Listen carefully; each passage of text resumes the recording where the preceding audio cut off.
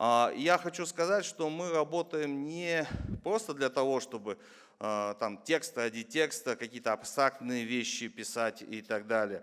Мы работаем для того, чтобы сделать рабочий проект Конституции, чтобы он именно работал на практике, учесть все, что есть сейчас у нас, какие риски и какие проблемы.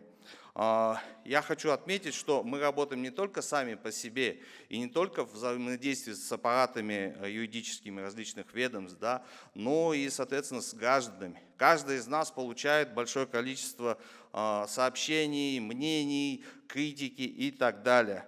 Поэтому выработка новых статей Конституции – это сложный, иногда неудобный, в принципе, но это честный процесс.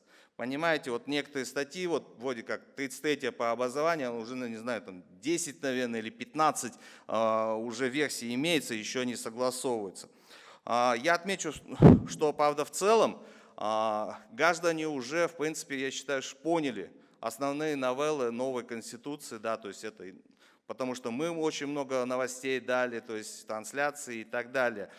И как отмечал на прошлом заседании Илан Танымбаевич, количество все-таки предложений уже видно, что снижается.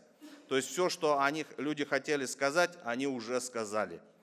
В результате мы на текущем этапе имеем проект, который является результатом совместного труда экспертов с различных сфер, различных отраслей, с различным опытом. Да.